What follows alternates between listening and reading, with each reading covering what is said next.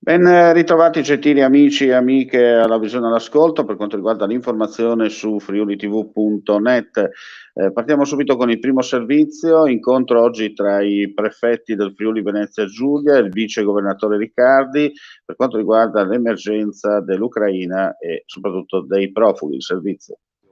Vice Governatore Riccardi, oggi l'incontro con i prefetti per affrontare l'emergenza ucraina, si va verso la definizione di una unità di crisi, ma anche all'allestimento di alcuni hub per accogliere le persone.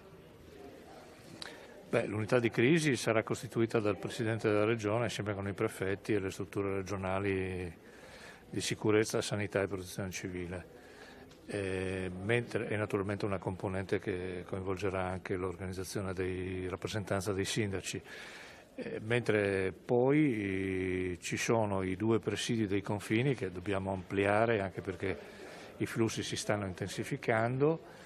Quindi le generi di prima necessità, le condizioni naturalmente per l'identificazione delle persone che arrivano.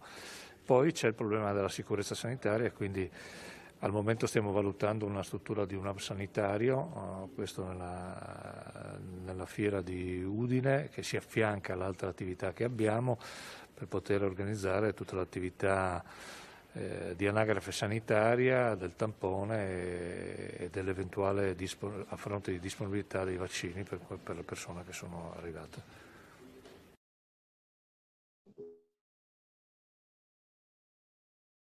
Adesso vediamo la situazione per quanto riguarda il Covid-19 in Friuli Venezia Giulia.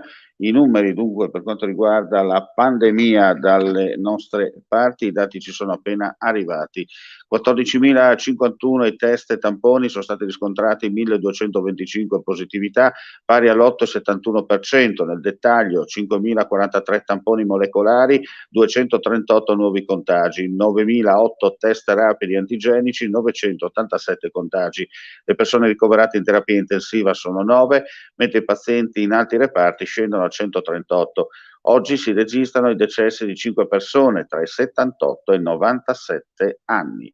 Andiamo a chiudere con Gorizia per quanto riguarda un importante ritrovamento, perché è un ritratto fotografico autografato raffigurante Gabriele D'Annunzio, recentemente rinvenuto e sequestrato a Gorizia dai carabinieri della locale stazione in collaborazione con il nucleo tutela patrimonio culturale di Udine. È stato restituito stamani al direttore dell'ente regionale patrimonio culturale del Friuli Venezia Giulia. L'evento si è svolto a Gorizia alla presenza dell'assessore regionale alla cultura Tiziana Gibelli e chiaramente con la presenza del primo cittadino Rodolfo Ziberna.